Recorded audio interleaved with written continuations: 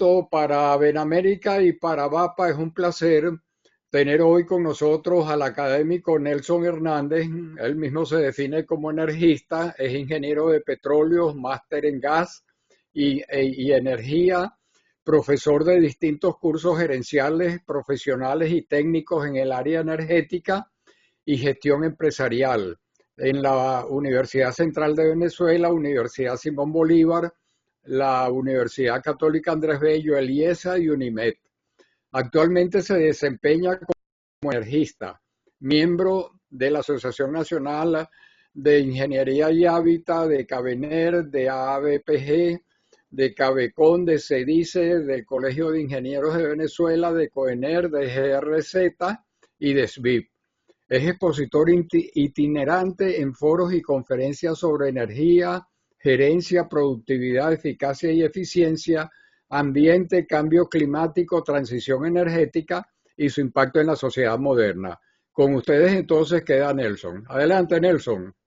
Bueno, gracias a APA y a Benamérica por la oportunidad de conversar sobre algo que está en el tapete y que muchas veces o no creemos que eso sucede o no tenemos la oportunidad de ver todo el panorama.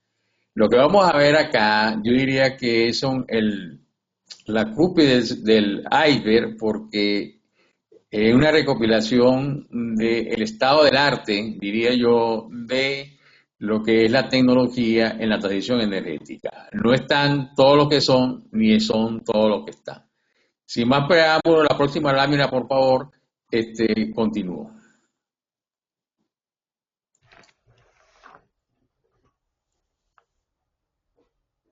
La transición energética, diría yo que es el puente o la bisagra entre un mundo que está consumiendo o emitiendo mucha CO2 a la atmósfera, producto pues del uso quizás excesivo de los combustibles fósiles, y pues ha originado un fenómeno llamado cambio climático. Muchos creen, otros no creen.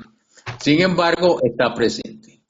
Esa transición energética, como le dije, la bisagra, y lo que se quiere es un mundo de emisiones net cero para el año 2050. A tal efecto, pues hay una ruta establecida a nivel global, y una de las organizaciones que ha establecido o ha estudiado bastante el tema es la Agencia Internacional de la Energía. La próxima, por favor.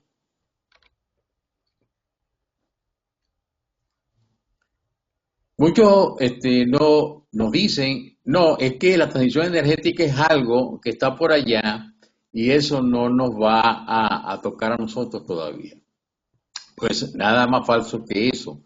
A todos, no importa en dónde estemos ni qué estemos haciendo, a todos nos afecta la transición energética. Porque es el cambio, es un cambio y es un cambio global. Esta lámina lo que refleja acá es agrupados en 5 bloques, como son la energía, los gobiernos, la industria, el transporte y la población. Y tiene ciertas conexiones, perdón, que tienen que ver con ese impacto de la transición energética. A nivel de gobierno hay que crear nuevas leyes, hay que crear nuevas normas, hay que crear nuevos impuestos. A nivel de la industria, pues hay una industria verde 4.0. Hay en el transporte, todos conocemos la tendencia que es electrificar la movilidad, donde destacan pues los carros eléctricos. Hay una parte importante que es exactamente la motorización o la robotización del transporte. Usted en el futuro pues no tendrá necesidad de sacar una licencia o de tener un vehículo, con solo su celular llama y el vehículo vendrá. Y a nivel de la población, algo muy importante es el prosumer, que es la persona que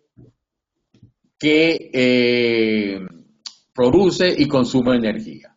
Como ven ustedes, todos de una forma u otra estamos inmersos en esa transición energética. E inclusive en nuestros carros, ya hay muchos que piensan que nuestros carros hoy son ya activos varados. Por favor.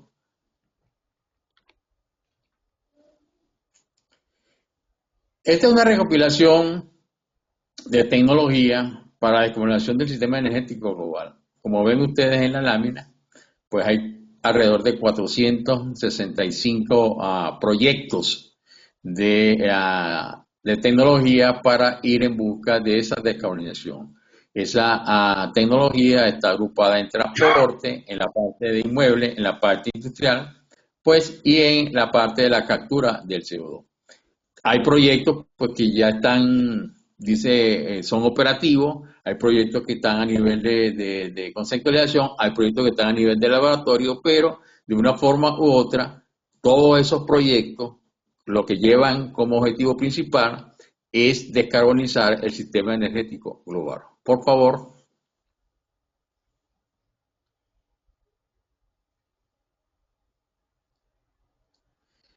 Eso es cuando el futuro nos alcance. Lo que quiero mostrar con esta lámina, como dice ahí, y pensar que hace 30 años no existían, y es un listado de acciones, de artículos, de tecnología que hace 30 años ni nos imaginábamos que íbamos a hacer. Ahí tenemos a Google Air, tenemos a TikTok, tenemos YouTube.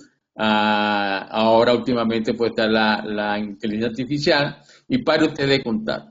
Entonces, esas son cosas que lo muestro porque hace 30 años no existían. Entonces, personas que yo siempre les digo es que todo es cuestión de tiempo y esto demuestra que es lo que es el tiempo. La lámina que ven en el recuadro, perdón, que ven ahí momentáneamente abajo, se refiere al tiempo que tarda una tecnología en alcanzar, diría yo, su madurez o su mayor uso. Obsérvese del lado izquierdo lo que ha sido el teléfono celular, lo que ha sido el streaming. Sin embargo, pues se ha tardado mucho más la parte de lo que es vehículo y otras tecnologías que hoy usamos abiertamente. Por favor.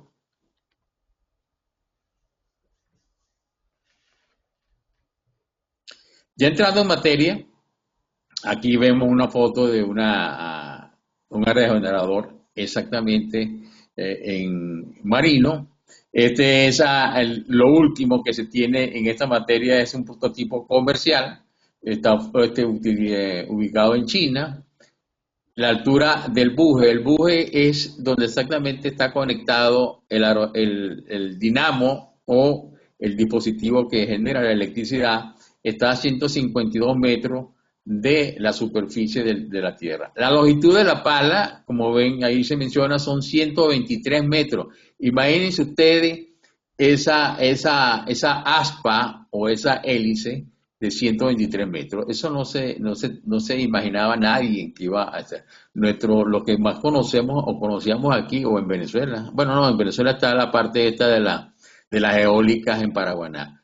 Pero lo que estamos más acostumbrados a ver los álabes o las aspas de un ventilador para refrescar. La capacidad de esa unidad, prototipo, es de 16 megavatios. Debo decir que hace 10 años la capacidad de la eólica no pasaba de 6 megavatios. Hace 10 años.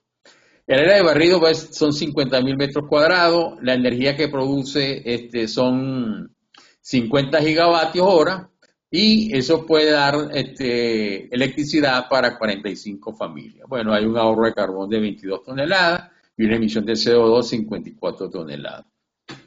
Y en esta tecnología o en esta utilización ha estado muy involucrado la gente del petróleo. Energía eólica marina, esta es otra metodología, esta es flotante, no es fija como la que mostré anteriormente. Lo importante de esto es que fíjense que puede ser escalable hasta 400 metros sobre el nivel del mar. Y tiene una capacidad, o tendría una capacidad de hasta 40 megavatios. ¿Por qué es importante? Porque aquí, como se ve en la figura, hay un eje doble verticalmente. Uno gira en sentido de reloj y otro gira en sentido contrario al reloj. Lo que hace que existe una producción dual de energía y por eso puede alcanzar los niveles de 40 megavatios de capacidad. Si aquella era 16 y podía alimentar a 25, pues una unidad de este tipo puede aumentar ya cerca de 300.000 personas. Por favor.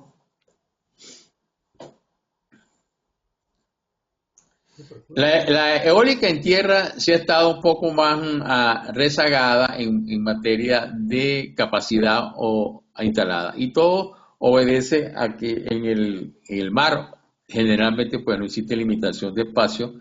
En la tierra pues hay una serie de condiciones que cumplir. Y este que está aquí, que se muestra allí, está en Noruega, es comercial, el operador es la empresa de esta Vestas, que es española. La altura del buje son 172 metros, la longitud de la pala son 140 metros, con una capacidad de 7 megavatios. Esto daría para satisfacer las necesidades de una familia, de 21.000 familias, perdón, con una energía producida de 23 gigavatios hora anual. Por favor.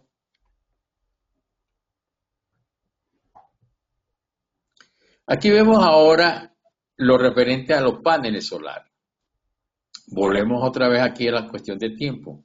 Vean ustedes que a partir del año 2009 se tenía al lado izquierdo son la capacidad y del lado derecho del eje es la eficiencia de ese panel solar.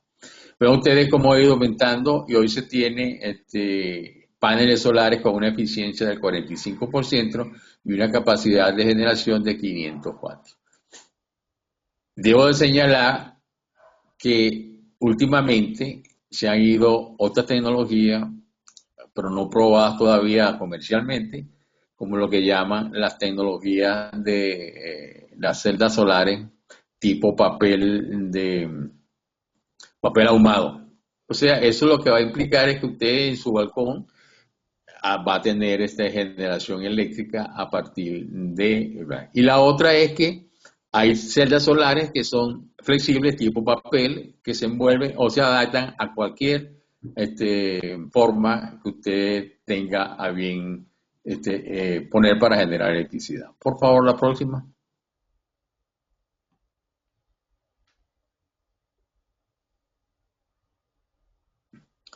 Esto tiene que ver mucho con, como dice la gente, es que la solar utiliza mucha área. Eso es verdad, eso no hay por qué negarlo. Sin embargo, hay la solar flotante donde quienes tienen mayor proyectos operativos en esta línea son los chinos. Hay una que tiene exactamente una capacidad cerca de 50 megavatios en China.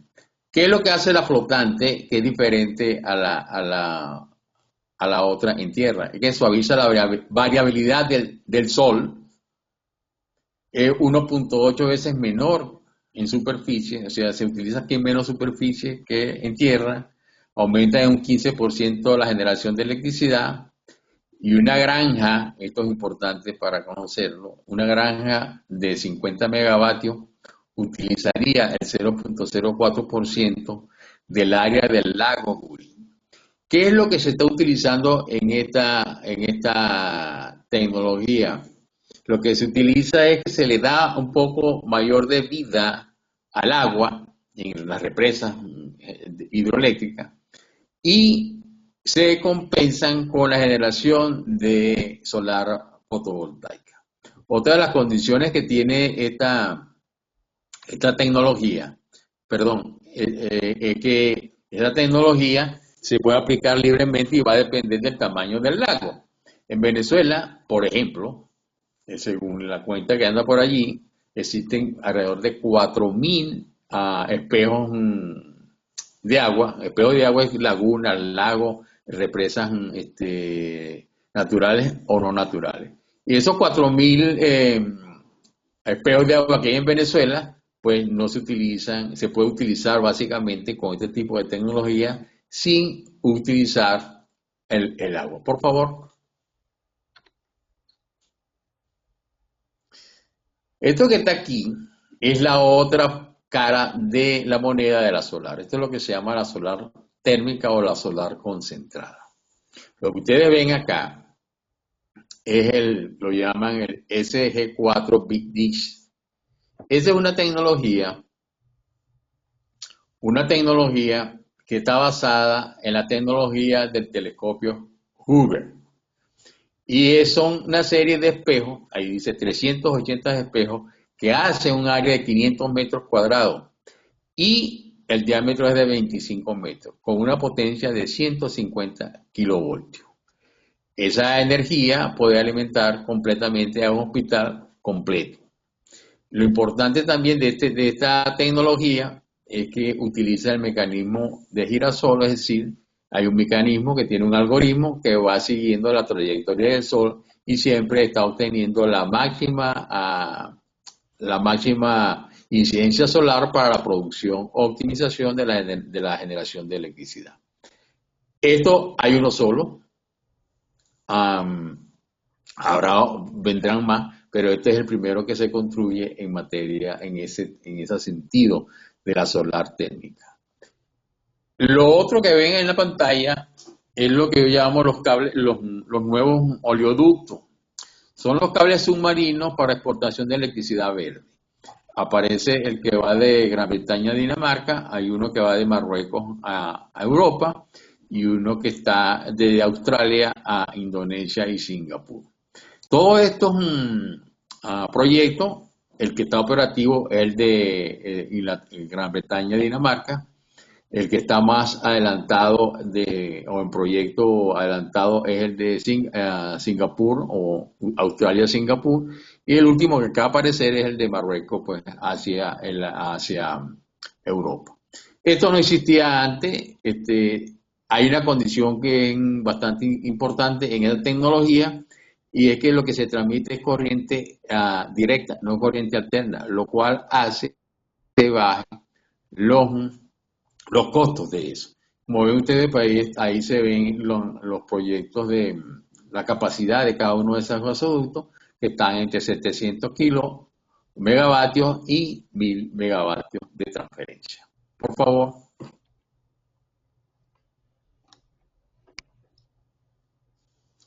Esta es una energía que todos la tenemos, no ha sido explotada a su magnitud, y digo que todos los países la tienen, porque al igual que el sol y el viento, está en todo el planeta por provenir del magma de la Tierra. Entonces, el país lo tendrá en función de la profundidad que existe entre la superficie y el magma de la Tierra que tenga en ese país. Es importante señalar que en el desarrollo tecnológico de esta energía ha influido mucho los conocimientos y la tecnología de los petroleros y de los geólogos, básicamente, para exactamente ubicar el mejor sitio donde generar esta tecnología. Esta energía sería infinita, no es contaminante, y el país que tiene mayores desarrollos en esta condición es Islandia, que es el país que dice los contrastes porque tiene demasiado frío y tiene demasiado calor. Lo importante en Venezuela es que tenemos una franja de geotermia que parte desde el estado Sucre y muere en el estado Táchira. Es una tecnología que se quiere netamente nueva. También debo señalar que Estados Unidos genera energía geotérmica o el 30% de su generación eléctrica está basada en energía geotérmica. Por favor, la próxima. Un dimotrín, esta es la energía de la sola. Es una energía que, si se quiere, no ha tenido la suerte de ser desarrollada a plenitud. Lo que ven ustedes ahí es una especie de muñeco porfiado, un flotador, o sea, es flotante, y ese movimiento de ese muñeco o de esa infraestructura lo que hace es que produce energía. Tiene una capacidad ahorita de 300 voltios. Sin embargo, ese que ven ustedes ahí está ubicado en Portugal y son prototipos pilotos porque no hay exactamente interés a nivel mundial. Venezuela tiene 4.000 kilómetros de costa donde esta tecnología pues, puede ser aprovechada sin ningún problema. Por favor, la próxima. Esta es importante. como todas las demás, pero esta es quizás la más importante, que es la energía solar espacial. Siempre se ha dicho que la energía solar pues tiene una intermitencia, lo cual es cierto, pero eso es cuando nuestros receptores de esa energía solar están por debajo de las nubes. Una vez que usted se monta por encima de las nubes, la intermitencia solar se elimina y usted tiene energía las 24 horas del día, los 7 días al año y los 7 días a la semana y los 365 días al año. Debo de señalar que lo que aparece acá, que es el avión, bueno, no se dice avión secreto, así aparece, ¿no? El X-7B, de secreto no sabe porque todo el mundo... Lo lanzaron hace quizás un mes, lanzaron, no es el primero que lanzaron el segundo, y este probó ya la primera vez, no ahorita, hace como un año y medio, el envío de energía solar desde el espacio a la Tierra mediante microondas. Entonces, esta es una tecnología que está probada. Existe como lanzar los cohetes arriba, existe la tecnología de los satélites y existe la tecnología de las celdas solares. Quien está a nivel internacional, el Japón, es quien está un poco más adelantado en esto. Estados Unidos estaba en esa línea, pero abandonó hace como unos 15 años este tipo de proyectos. Sin embargo, debo decir que el señor Elon Musk está muy interesado en esta tecnología y ustedes deben haberlo oído hablar sobre la Luna como centro de generación de energía solar hacia la Tierra. Este señor se las trae, como ya ustedes conocen todas sus tecnologías y sus cosas, así que esta es una tecnología que muchos dicen que puede estar disponible un poquito más allá del año 2050. De hecho, está disponible. ¿Y cuál es la razón? Usted va a recibir, como recibe hoy el Internet, o recibe hoy DirecTV, o la transmisión satelital, igual usted recibirá en su casa con un dispositivo, va a recibir la energía eléctrica espacial. Lo que ven ustedes acá es la fusión nuclear, que es lo que llaman el santo grial de la energía. Y esto, ¿por qué el santo grial de la energía? Porque una vez que se logre la fusión nuclear, que es lo que ocurre en el Sol, y el Sol tiene quizás 4.000 años funcionando, y todavía le queda unos cuantos millones de años más, es lo que sucede en el Sol. Entonces, como dice ahí, el deuterio es uno de los productos isótopos para generar la fusión nuclear, y un metro cúbico de agua de mar contiene los isótopos equivalentes a 300.000 litros de gasolina. Como ven, agua de mar tenemos por cantidad y la tecnología pues está en pleno desarrollo. Ahí se usa China, Japón y países con mayor investigación en la fusión nuclear. Debo señalar que de hace 5 años la fusión nuclear ha cogido, como dice, un empuje o ha hecho saltos cuánticos, como quizás han leído a nivel de prensa, donde por primera vez, hace 5 años, se acepta el inversor o el inversionista privado para el desarrollo de esta nueva, no es que no es nueva, de esta fusión nuclear. Por favor, la próxima. Este es lo contrario a la fusión. Me refiero a la fisión, bueno, desde la bomba atómica ya Hiroshima, se utiliza la fisión, que es el rompimiento de los núcleos. Me refiero acá a los SMR, que son los reactores modulares pequeños. Estos reactores modulares pequeños son generadores de energía. Ya hay en funcionamiento y las capacidades son entre 10 y 300 megavatios, que serían ideales para la generación distribuida. Debo señalar que la teoría dice que en 9 metros cuadrados usted puede instalar subterráneamente un SMR para que produzca hasta 300, con capacidad, hasta 300 megavatios. Esto amplía la necesidad de la generación distribuida, con lo cual se elimina o se eliminaría lo que es los sistemas troncales de transmisión que hoy que se utilizaron, porque no podemos decir que son negativos, sino hoy bajo el punto de vista de esta nueva tendencia de generación distribuida, pues no harían falta. Por favor, la próxima.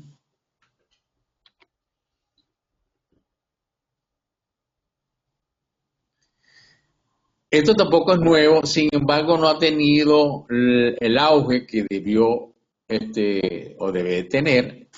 Quizás lo que han utilizado más el electromagnetismo son los países asiáticos, sobre todo Japón y China, donde están estos trenes que se llaman los MECBEC,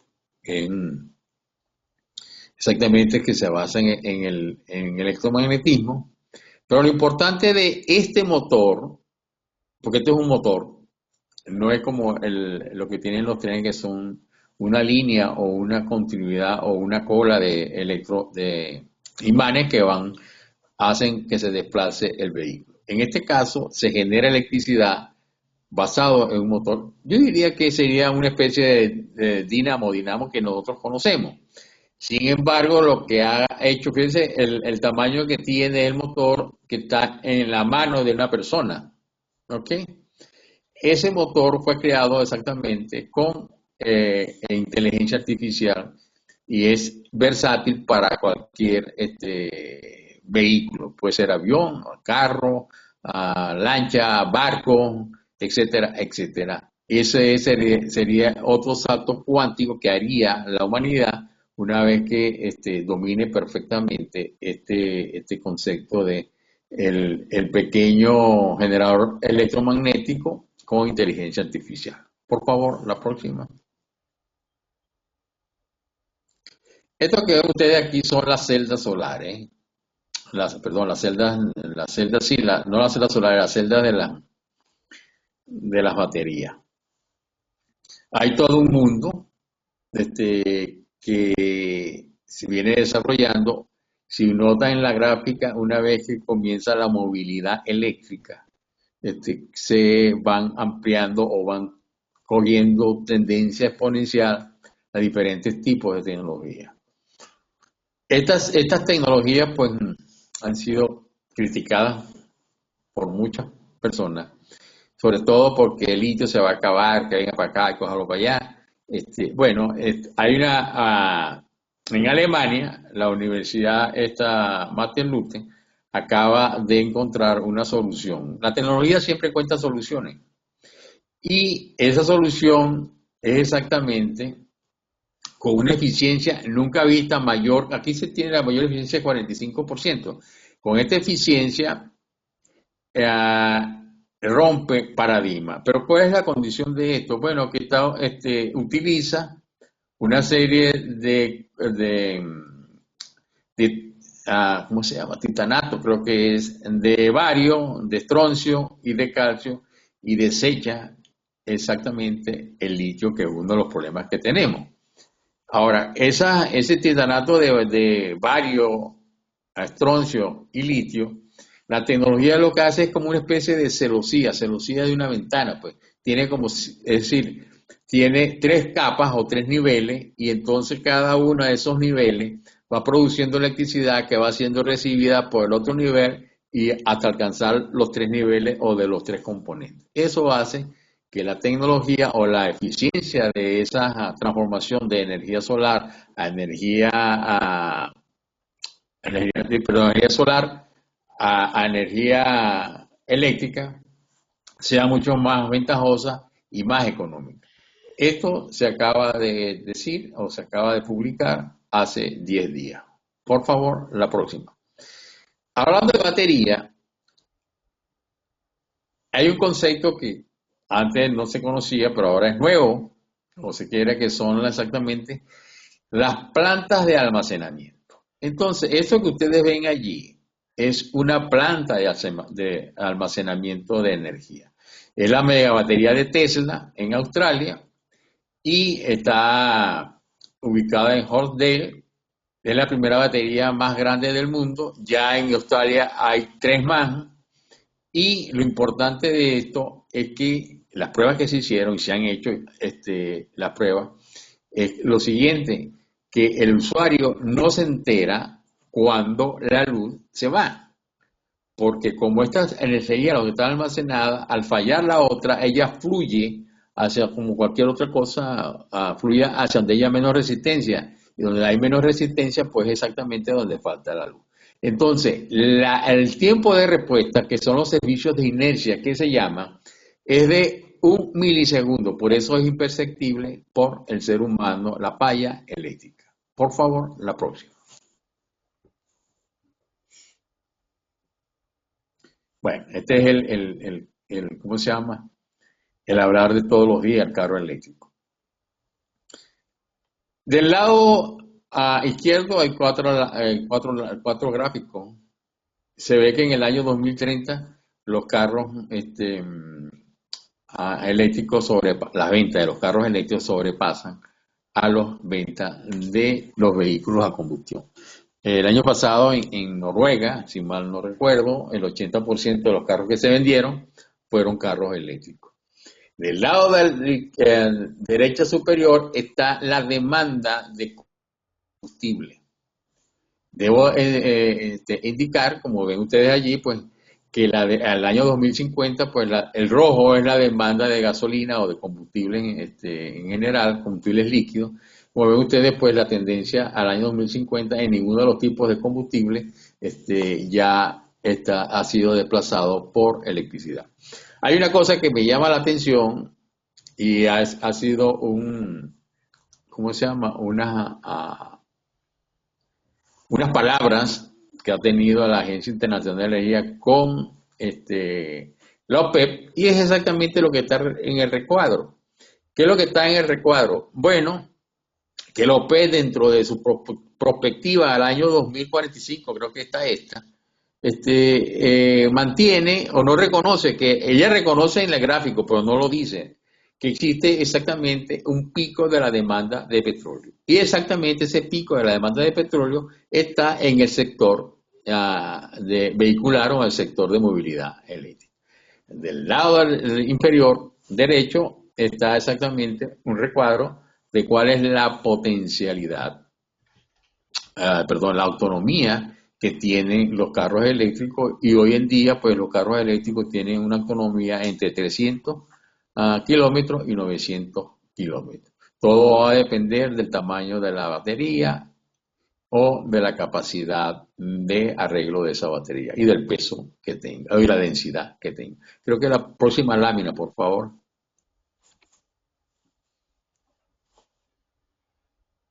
Exactamente. Aquí en esta gráfica vemos cómo ha sido la evolución de la batería en materia de densidad energética, que se mide en vatios por hora por kilogramo. El primero está en el plomo y el ácido, después vino el níquel, y ahorita estamos exactamente, después vino el sodio, perdón, y ahorita estamos con el litio, o el ion litio.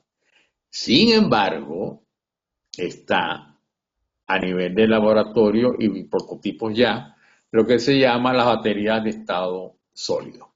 ¿Cuál es la diferencia entre uno y otro? Bueno, que el electrolito, en vez de ser líquido, es sólido. Esa es la diferencia, porque la tecnología o la metodología de convertir electricidad en otro es la misma, pero uno con electrolito sólido, que son las baterías de estado sólido, y uno con electrolito débil.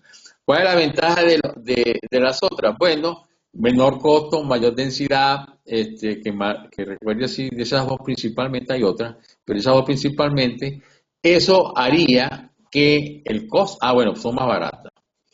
El costo de los vehículos eléctricos se vendría disminuyendo, porque el 35% del costo de un vehículo eléctrico está en función de la capacidad de la batería. Por favor.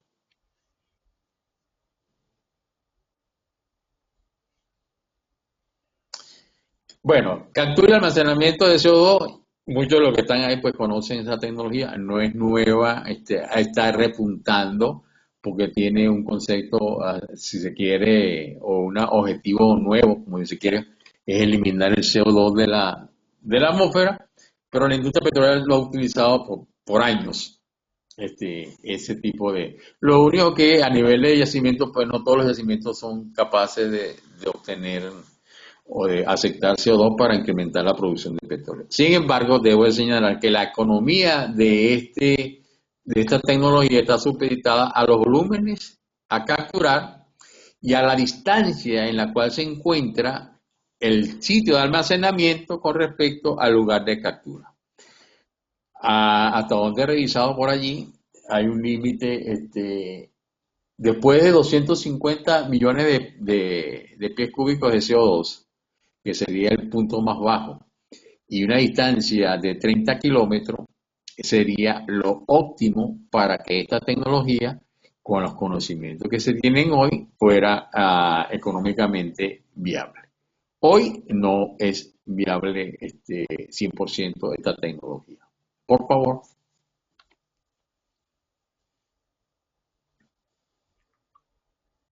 El hidrógeno verde.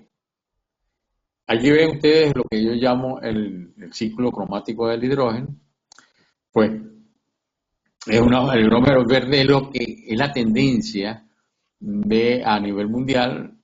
Hoy se produce el hidrógeno gris y el hidrógeno azul. Ustedes también ya conocen el hidrógeno verde vía electrólisis, donde la electricidad es renovable. Y sin embargo, debo decir lo siguiente, que ahora está apareciendo lo que es el hidrógeno blanco. Y el hidrógeno blanco es aquel hidrógeno que se encuentra naturalmente en el subsuelo. Igual como está el petróleo, pues hay yacimientos de hidrógeno. Hay experiencia ya sobre esto. Noruega creo que está apuntando a un yacimiento que encontró no hace mucho. Y el costo por debajo de $2 por kilogramo de hidrógeno líquido es el punto de inflexión. Por encima ya se deja de ser rentable la producción de hidrógeno. Del lado derecho están los países que hoy tienen proyectos de generación de hidrógeno verde. Allí hay, creo que son 4 países latinoamericanos, Venezuela que tendría un potencial altísimo, pues no, por razones que ya ustedes se imaginan, pues no estamos metidos en ese radar. Lo importante de esto es que ya hay 1.600 y tantos proyectos de generación de hidrógeno y hay algo muy peculiar en esa tabla que está acá, donde ven ustedes que la mayor países que tienen proyectos de hidrógeno verde son países europeos. ¿Y cuál es la razón de esto? Esta es una razón netamente estratégica. Europa no tiene gas, lógicamente, y Europa no tiene petróleo. Europa lo que tiene en ciertos momentos es exactamente, tiene sol, tiene viento, tiene hidroelectricidad o hidroeléctrica, tiene nuclear. Y entonces ellos han ido dirigiéndose hacia exactamente el hidrógeno verde para efecto de satisfacer a futuro sus necesidades energéticas. Por favor, la próxima.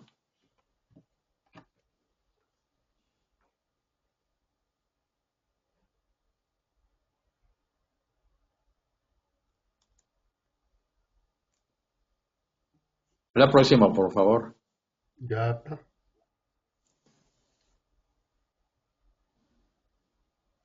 Bueno, llegamos aquí a un listado.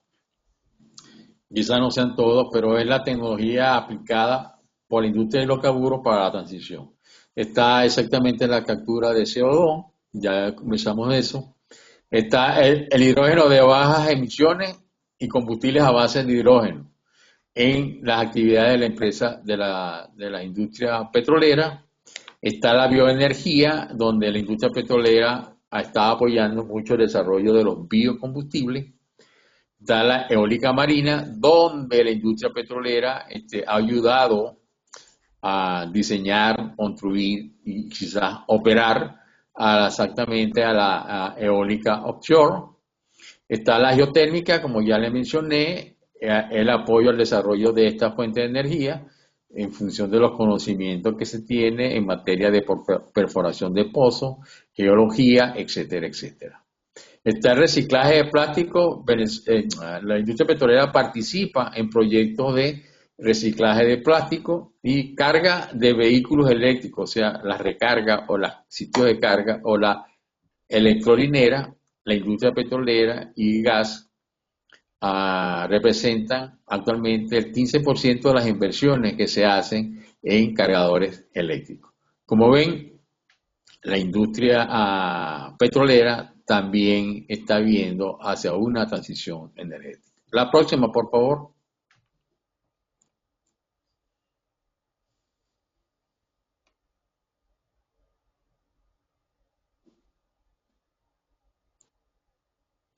Bueno, esto es un ejemplo de la transformación de Aramco. Aramco es la empresa estatal de Arabia Saudita.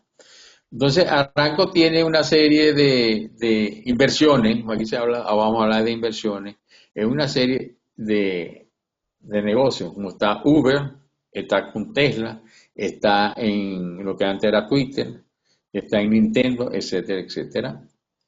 No aparece en otra porque hay una, yo no lo sabía, leyendo fue que descubrí, cuando se compran acciones de más del 5% del total de las acciones, eso debe ser publicado.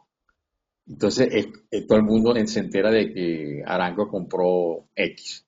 Si es por debajo de ese número, eso se mantiene en secreto. Por eso es que no conocemos a veces dónde están metidos los grandes dineros. Pero lo importante acá es lo siguiente, que Arabia Saudita o Aramco ha creado una empresa que se llama Alat, que tiene dentro de su portafolio entre 100 y 150 mil millones de dólares. ¿Qué es lo que esta empresa va a hacer? Bueno, va a crear industria en el propio Arabia Saudita en materia de, bueno, ellos mencionan ahí algunos, pero no se pierde de vista porque está diseñada para cualquier tipo como te dicen, microchip, está electrodoméstico, está seguridad cibernética, etcétera. Y ya hay unos contratos o unos convenios firmados con Carrier, está, bueno, no me acuerdo mucho, pero me acuerdo que Carrier es la que está. Pero ustedes pueden ver allí cuáles son esas empresas que ya han firmado convenios y contratos con esta empresa de inversión de Arabia Saudita. Por favor, la próxima.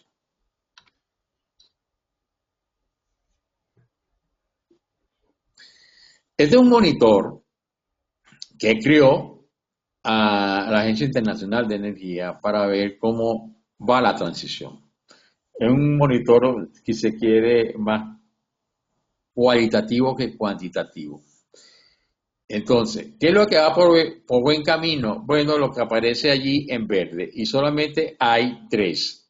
Una es la energía solar, otra es el encendido de los edificios, y la otra es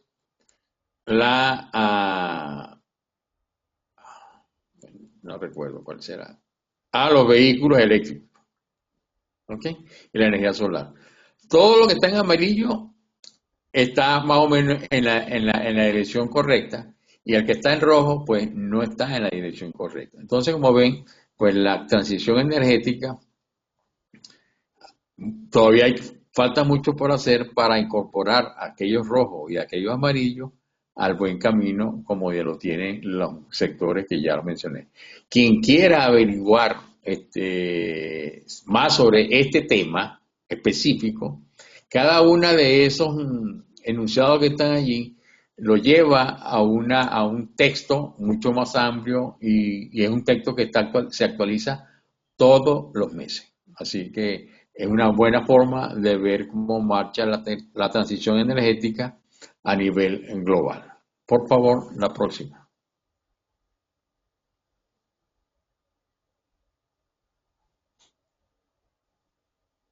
Profesor. Bueno, la tecnología. Dice que es la ciencia de hoy, es la tecnología del mañana. Cualquier tecnología suficientemente avanzada es equivalente a la magia. La tecnología es el potencial transformador que tiene el ser humano. La tecnología es deflacionaria. La tecnología es suicida. Y me preocupa el futuro porque es el lugar donde voy a vivir. Muchas gracias. Bueno, Nelson, muchas gracias a ti por esa actualización tecnológica que nos has dado. Me parece excelente. Vamos entonces a abrir las preguntas. Solamente tenemos en este momento dos preguntas en el chat.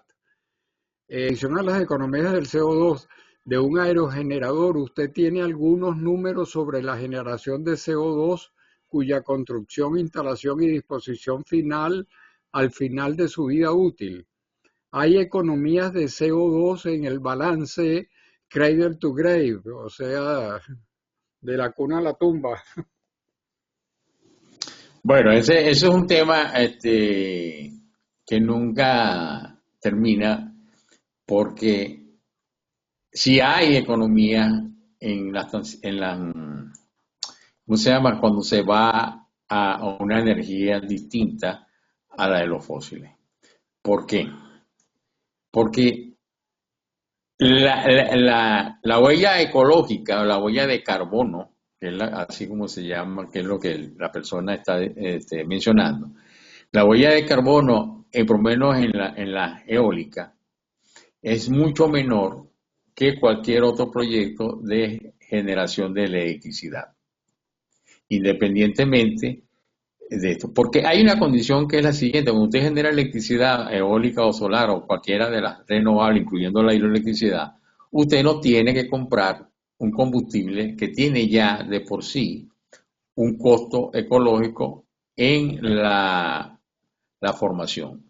Debo decir lo siguiente: si vemos acá en Venezuela, que es una condición excepcional, no lo discuto, pero a nivel mundial, los derrames de petróleo, por ejemplo, esos derrames tienen un costo ecológico altísimo. Y cuando se hace el balance exactamente de la huella de carbono, esas cosas hay que someterlas en el balance, porque si no sería un balance que no sería correcto.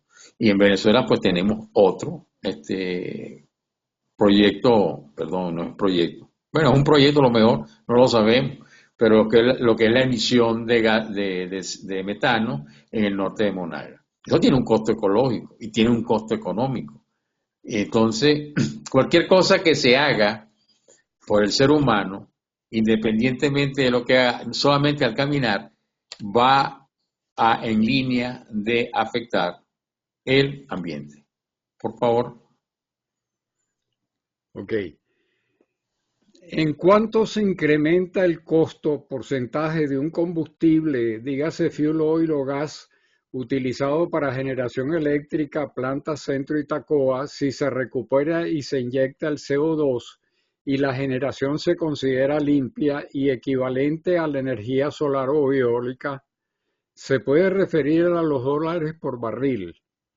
También pudiera ser el costo de kilovatio hora. ¿En cuánto se incrementa?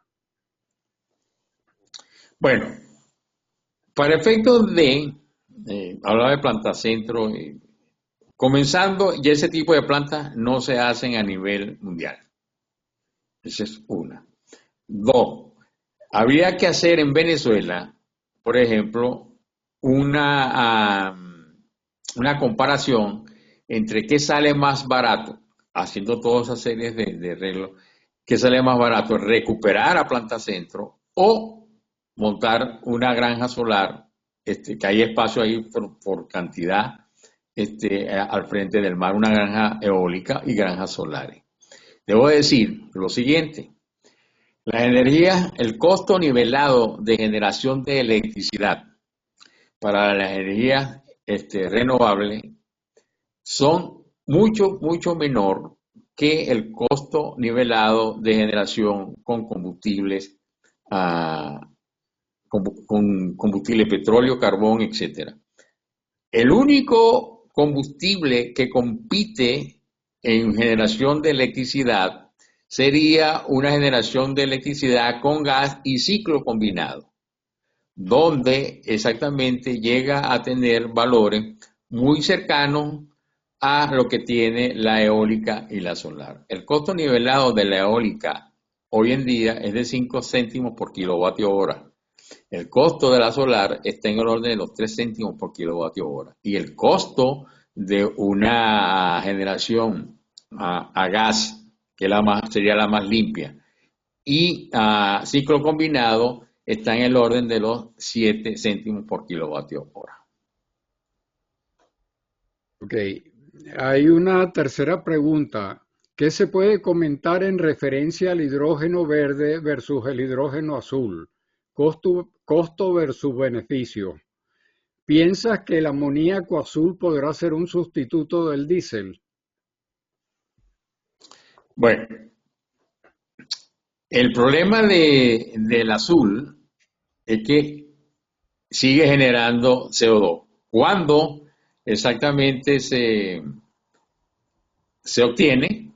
Porque primero tienes que obtener gas para generar, si es que lo vas a hacer con gas, para generar hidrógeno vía hidrogenación o cualquier otro problema. Entonces lo que se crea es un gas de síntesis que se va a utilizar para generar amoníaco, todas las cosas que se hablan en esa dirección en la química del carbono. Lo importante de esto es que cuando es hidrógeno verde, nada de esas emisiones anteriores a obtener el hidrógeno ocurren, porque el agua no es contaminante y la energía verde o la electricidad renovable tampoco es contaminante, tan igual como sería la otra. ¿Qué es lo que sucede? Y ahí es donde viene la otra parte, que es la siguiente.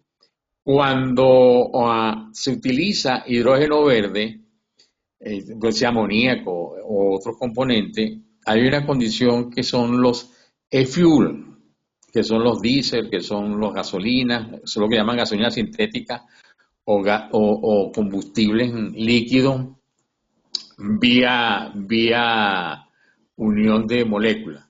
Primero se produce pues el hidrógeno, después con el aire se utiliza el carbón.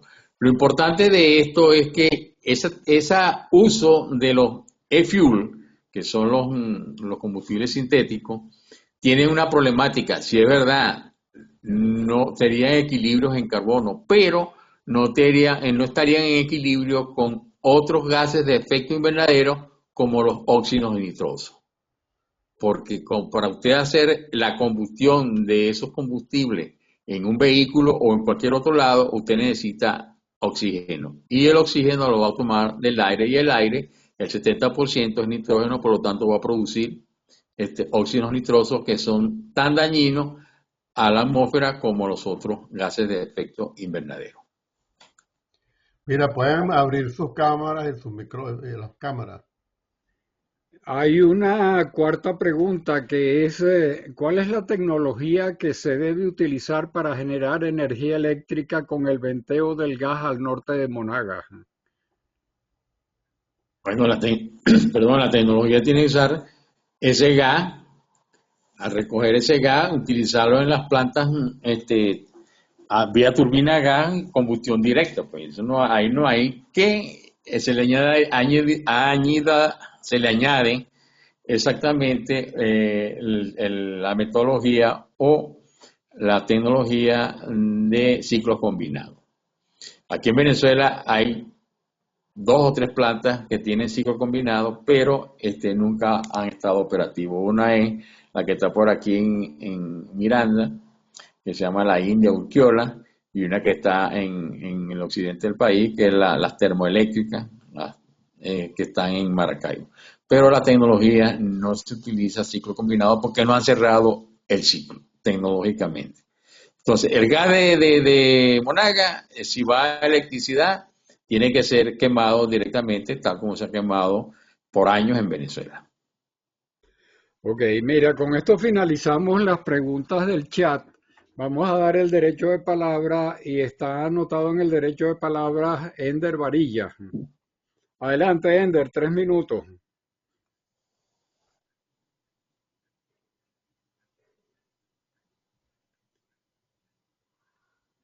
Micrófono, Ender.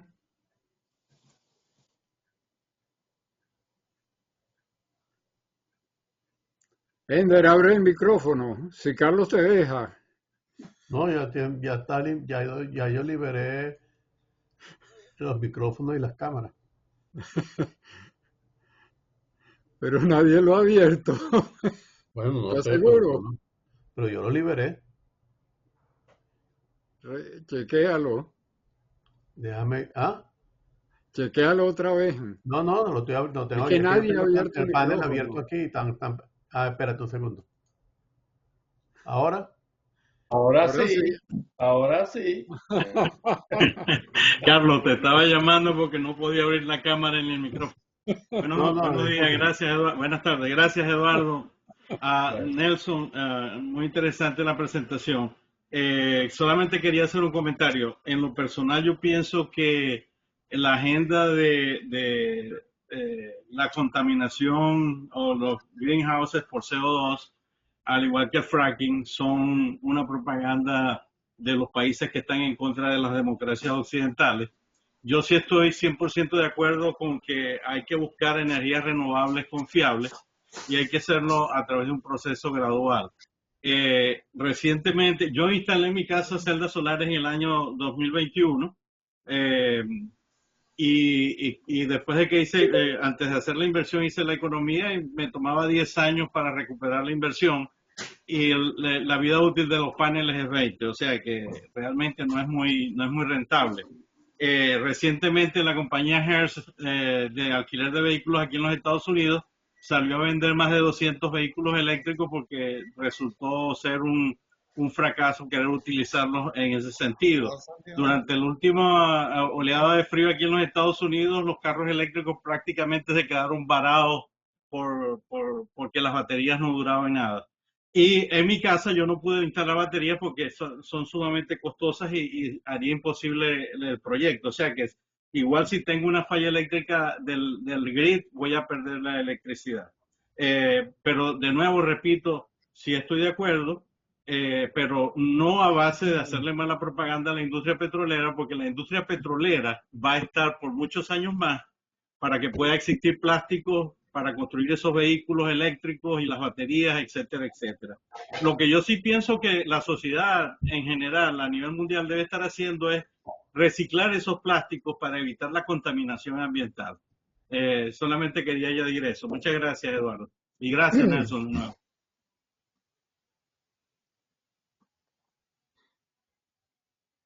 Nelson, Ajá, te oigo. Bueno, comentario. voy a decir lo siguiente, ¿no? El problema está en que no es que se ataca a la industria petrolera. El problema está en que si la movilidad se electrifica, pues el 50% de la producción de hidrocarburos o de petróleo se utiliza exactamente en general o en producir gasolina y diésel, que es lo que mueve el transporte. Entonces, con respecto a lo otro, es lo siguiente, de hoy en día, tal como están las cosas, solamente el 12% de lo que se produce en gas y petróleo a nivel mundial es utilizado por el sector petroquímico y químico a nivel mundial. Es decir, que si producimos 100, 80 o 88 va dirigido al sector petroquímico de plástico, todo lo que pueda haber en esa sección, y el resto va dirigido exactamente a mover el transporte. Es allí la problemática. Si usted electrifica la movilidad, usted va a disminuir la disponibilidad o el consumo de petróleo. Llámese gasolina y llámese diésel. Ok. Bueno, sigo yo en el orden de palabras.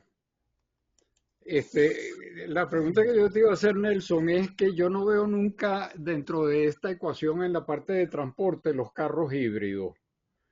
Y a mí me parece que es una buena solución, por un lado, mientras se abarata el costo de las baterías de eléctricas, que son sumamente altos. Yo compré un carro híbrido hace 6 meses. Y si a mí se me echara a perder la batería, el costo de la batería de ese carro, que es un Toyota, es de $6,000, comparado con los ciento y pico de dólares de una batería convencional.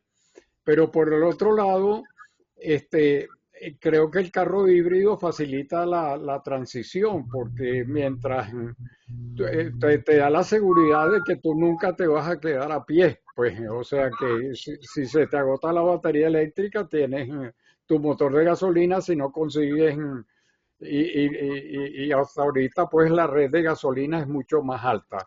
Entonces la pregunta que yo te hago es, ¿por qué no figura nunca en esa ecuación el carro híbrido si una compañía tan importante como la Toyota ha hecho su apuesta, ha hecho una gran parte de su apuesta a ese carro? Bueno, la respuesta te la están dando las empresas que producen vehículos. Yo estoy de acuerdo contigo, en la transición debiera de estar las dos cosas, pero, allá donde viene el otro pero, para las empresas que producen vehículos, tener esa dualidad les sale demasiado costoso. Y entonces, en este momento, la gran mayoría de todas esas empresas dijeron, no, vamos a montar solamente líneas de producción de carros eléctricos. Pero el carro híbrido sí existe y está en la tendencia. Donde más se venden carros híbridos es en Estados Unidos. Porque lo que es Asia y Europa, los carros híbridos pues, han ido saliendo o pasando a un segundo plano. Esa es la respuesta. Es una condición económica. Las empresas productoras apostaron a ir directamente a un carro eléctrico. Ok. Tiene la palabra Carlos Sánchez. Nelson, oye, gracias por este recorrido tan interesante que hiciste hoy de las diferentes opciones de nueva tecnología para mejorar el cambio climático. Tú abordaste un tema que yo siempre he pensado, o sea, nosotros los petroleros generalmente estamos buscando siempre cuál es el lado negativo de las nuevas energías. Pero yo no sé, la pregunta es, ¿hay estadísticas que cuantifican año a año el incremento por desastres naturales que pueden ser producto del cambio climático? O sea, porque ese es tú lo comentaste ahorita cuando respondiste una de las preguntas. O sea, tú tienes que sumar eso a la parte económica, ¿no? De ver hidrocarburos versus nueva energía en la parte economía y ver realmente cuánto estamos invirtiendo o gastando en el mundo por el cambio climático. Ahorita en este momento en Texas, en el norte de Texas, hay un incendio increíble que nunca había habido, ¿no? O sea, que yo no sé si esas estadísticas se consiguen. Te respondo. Sí, exactamente. Hoy les envié una gráfica donde está la población, está el consumo de energía, está la emisión de CO2 y están los desastres naturales. Y ahí se mencionó que en el año 1950 es el punto de inflexión porque todos esos 4 parámetros, aunque mucha gente dice que eso no están correlacionados, para mí sí están correlacionados y lo puedes ver gráficamente, es cuando en 1950 comienza, como dicen, un crecimiento exponencial de esas 4 variables. Digo, hay una página a un organismo que se llama EMDATA. EMDATA. En esa página o en esa web están los desastres naturales desde 1900. hasta la fecha. Hay algo interesante, que la curva de los desastres naturales en los últimos, diría yo, 10 años, en vez de continuar subiendo, ha ido declinando. Y la razón de esta declinación obedece eso es lo que dicen ellos, obedece a una mayor conciencia del ser humano en lo que respecta a los desastres naturales. Y entonces, dentro de ese mundo de ambiente, es lo que se llama la mitigación del cambio climático o la adaptación del cambio climático. Entonces, ya muchas cosas suceden y suceden con aviso. Entonces, los desastres, no hay pérdidas de vida porque ha habido, bueno, en esa misma página están la gente que ha muerto por desastres naturales. Entonces, bueno, te invito, Carlos, a quien esté interesado a visitar esa página. Si no la encuentra, yo les puedo enviar el link de esa página y ahí pueden navegar y sacar las conclusiones porque está por país. Inclusive está Venezuela dentro de sus desastres naturales, que no se queda atrás. No, Eso es lo que te podría decir. y tiene costo, tiene también información de costo de esos desastres. Sí, hay costo. Ok, chévere. Gracias, Nelson. Bueno, tiene la palabra Eddie Ramírez. Gracias a Nelson, felicitaciones, excelente presentación. Nelson, es evidente que los países no han logrado cumplir las metas que se fijaron de reducción de CO2 y que el aumento de temperatura, no sé si ya llegó al 1,5 grados centígrados o está próximo a alcanzarlo. ¿Tienen algunos datos de cómo, en vista pues del delay, de la demora que hay en las renovables, va a aumentar la temperatura para cuando se logre disminuir apreciablemente el consumo de fósiles? Bueno, como dice, eso es cierto. Bueno, recuerda que la penúltima lámina, yo les mostré que les dije que era un monitor que tiene la gente de la Agencia Internacional de Energía. Ahí pueden ir allí y buscar y punto por punto va diciendo cómo va avanzando y cómo va disminuyendo. Tal como sigue hoy, sin políticas nuevas, la Agencia Internacional de Energía, incluyendo también el Instituto de Investigación de Ambiente, dicen que podemos todavía disminuir la problemática de la temperatura. Es decir, como no lo alcanzamos en el 2030, o sea, lo que queremos. Pero esa tecnología que les mencioné yo, otras tecnologías, y cada vez más preocupación de los países y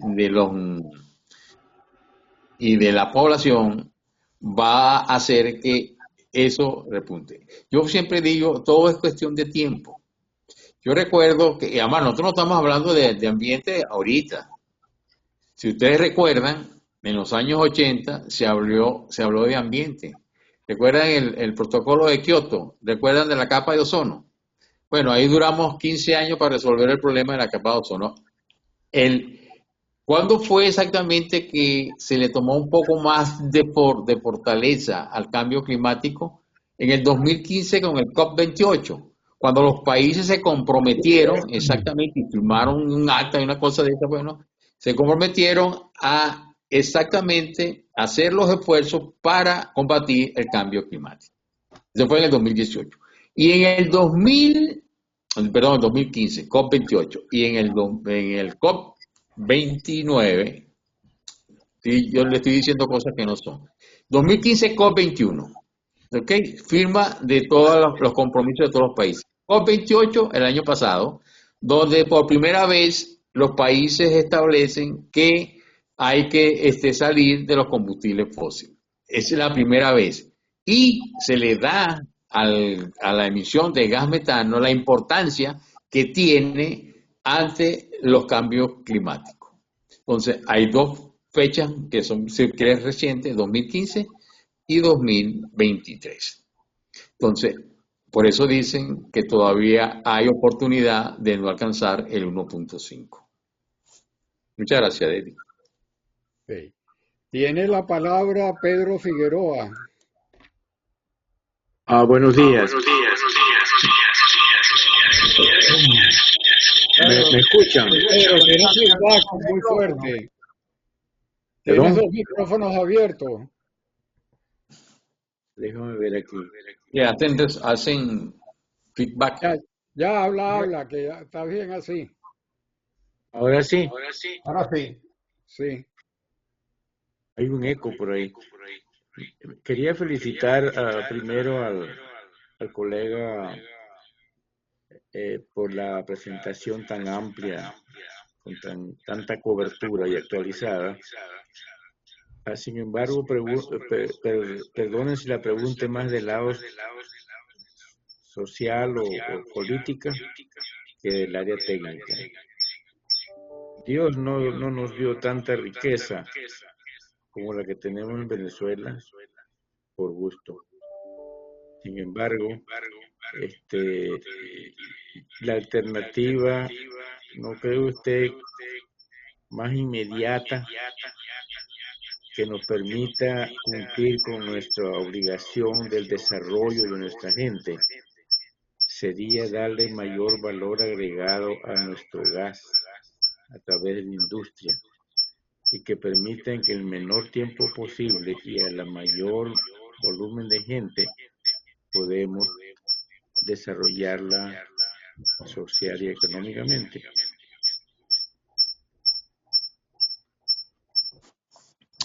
Bueno, Pedro, es que eso es, como dicen, lo que tenemos que hacer.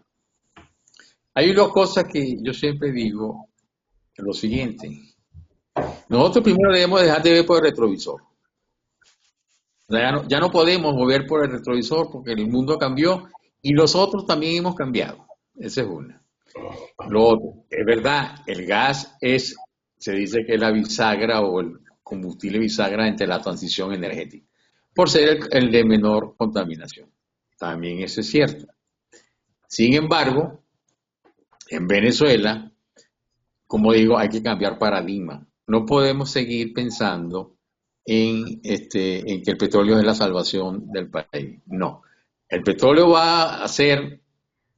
debe ser explotado al máximo que se pueda, porque tampoco es llegar a 6 millones. No, yo no creo en nada de eso. Lo máximo que se pueda en la ventana de los combustibles fósiles que está establecida en la transición energética. ¿Establecida por qué? Bueno, porque pueden ser 20 años, pueden ser 25, pueden ser 40 años, pero esa ventana se achica cada día más. Cada día más, si nos ponemos exactamente en el escenario de net cero, cada día más habrá menos demanda de petróleo, cada día más habrá más oferta de petróleo, que por cierto está ocurriendo en estos momentos, y habrá más países. ¿Qué es lo que yo vislumbro a grandes rasgos allá? Bueno, una guerra de precios o quien va a vender petróleo es el que tenga el costo más bajo. En cuanto al gas, Pedro, en Venezuela, si no se tiene disponibilidad de gas, no hay desarrollo, tanto para la industria petrolera como para el resto de los sectores productivos del país. Y me refiero a la industria petrolera por lo siguiente. Históricamente, en Venezuela, el 70 a 75% de la producción de gas es consumida por la industria petrolera para realizar sus operaciones. Entonces, si la propia industria petrolera no tiene la disponibilidad de gas para ser utilizado en sus operaciones, pues no habrá crecimiento de producción de petróleo. Y recuerden otra cosa, que ustedes conocen. El 85% de las reservas de gas de Venezuela están asociadas a petróleo. Si no produzco gas, no puedo producir petróleo, y si no produzco petróleo, no produzco gas. Por ese lado del efecto ese. Y por otro lado, a nivel global, ya el gas sería la bisagra. Pero en Venezuela, los grandes centros de producción como son la siderúrgica, la electricidad, el cemento, petroquímica, etcétera, etcétera, dependen del gas natural. Y si no hay gas, no hay productividad. El gas para Venezuela es vital para hacer su recuperación económica. Tiene la palabra Jorge Cancoff. Bueno, muy buenas tardes a todos.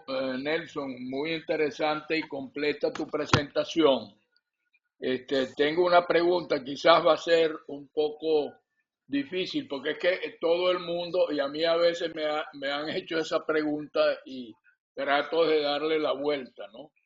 Es decir, si verdaderamente hay una proyección de cuándo pudiesen estar las energías que van a sustituir a los hidrocarburos y cuáles energías en el orden, es decir, qué orden piensas tú, de acuerdo a los análisis, que van a ser las energías que van a tener mayor acceso en esta sustitución de los hidrocarburos. Bueno, fíjate que me voy a referir en principio a una encuesta que yo acabo de enviar, la respuesta de la encuesta, porque la encuesta fue enviada hace como 15 días. En esa personas que participaron en esa respuesta, se preguntaba exactamente en qué orden deberían ser el uso de las energías en Venezuela. Y la gente respondió hidroelectricidad, eólica, solar y gas. Esas, porque primero son las más desarrolladas y segundo las geotérmicas, pues como ya les mencioné, no tenemos fusión nuclear, no tenemos fisión nuclear, no tenemos espacial, que son para allá más allá del año. Entonces, y eso coincide, a lo mejor puede ser que uno lee o se lee mucho, eso coincide con lo que ha establecido exactamente la Agencia Internacional de Energía en el largo plazo. Coincide como ha establecido la agencia, ¿cómo es? Informe Energy Administration de Estados Unidos, la Agencia Europea de Energía, es decir, en el orden hidroelectricidad, solar, que es mucho más barata, la eólica y el gas. Debo de señalar lo siguiente con la hidroelectricidad. Proyectos grandes de electricidad tampoco se están haciendo a nivel mundial, porque hay dos condiciones que cuestionan a la hidroelectricidad. Una condición es sus altas inversiones y el tiempo de recuperación pues es muy largo. Y lo otro es que desde el punto de vista ambiental, las energías, los estanques, los lagos que se hacen para efectos de la hidroelectricidad, ambientalmente no son bien vistos porque son altos generadores de metano. Y además de eso, destruye la fauna y además de eso, destruye el asentamiento de muchas personas. Entonces, las centrales hidroeléctricas a nivel mundial hoy en día son muy cuestionadas. Lo que sí queda a nivel de hidroelectricidad, que en Venezuela tampoco se utiliza, es lo que se llama la generación hidroeléctrica de pasada. Es decir, usted monta una turbina o varias turbinas en el cauce del río y utiliza la fuerza del agua para generar electricidad. En Venezuela tenemos no sé cuántos ríos habrá en Venezuela y ríos que tienen la capacidad de utilizar hidroelectricidad. Okay. Tiene la palabra Ender. Gracias, Eduardo, nuevamente. Nelson, solamente quería comentar, el número uno, el CO2 es necesario para mantener la vegetación en el planeta. Número dos, el planeta es uno solo y el aire está interconectado. Mira, yo tuve la oportunidad de trabajar varios años en Nigeria y allá se ventea de forma normal alrededor de 6.000 millones de pies cúbicos de gas y el metano es 20 veces más dañino que el monóxido de carbono desde el punto de vista de destrucción de la capa de ozono. Yo creo que ahí es donde tienen que estar enfocados los ambientalistas y si estamos preocupados por el incremento de la temperatura es evitar esos gases que destruyen la capa de ozono. Y allí sí considero yo que la industria petrolera debería ser regulada para evitar el venteo de gas. Yo trabajé 24 años en PDVSA en el manejo de gas en Venezuela y te puedo asegurar que nosotros utilizábamos el gas que se producía al máximo. Número uno, porque se requería un gran volumen para mantener la presión de los yacimientos y continuar con los niveles óptimos de producción de esos yacimientos. Y número dos, el mercado interno tenía también un consumo importante. O sea que es allí donde tienen que enfocarse los ambientalistas para evitar la destrucción de la capa de ozono, regular esos gases que de verdad destruyen esa capa de ozono y están produciendo el incremento de temperatura. No es el CO2, el CO2 lo necesitan las plantas para vivir, por Dios. Entonces, yo estoy de acuerdo con las energías renovables, pero debemos darle el enfoque apropiado, sin necesidad de hablar de que la industria petrolera es la que está destruyendo el mundo. Sí lo es si la industria petrolera no está propiamente regulada, como en el caso de Nigeria y hoy día en Venezuela, porque entiendo que el venteo de gas en Venezuela hoy en día es descomunal. Gracias, Eduardo. Bueno, mira, te voy a decir lo siguiente. Yo no sé, a veces, amor, se puede ver que yo, puede ser que esté en contra, no, yo no estoy en contra de nadie. Yo lo que hago es, la cifra la pongo para que la gente tome su decisión. Uno, lo que sucede en el mundo a nivel global es lo siguiente. La Tierra de por sí, naturalmente, lo ha hecho por sobre 200 millones de años, lo que se llama el balance de carbono. En ese balance de carbono, lo que quieren, hay un análisis mío sobre ese tema. El balance de carbono, ¿quiénes son los que absorben carbono a nivel global? Bueno, uno son los océanos, que siempre lo han hecho. Otro son exactamente los árboles, como tú dices, sí, los árboles necesitan CO2, pero lo que se ha roto es el equilibrio de la Tierra. Entonces, de acuerdo a las cuentas que hacen los ambientalistas, dicen lo siguiente: se producen 60 unidades de CO2 a nivel global, ya sea metano, quemando basura, bien sea los vehículos, etcétera, etcétera. Todo eso se mete en un solo pote y se producen 60.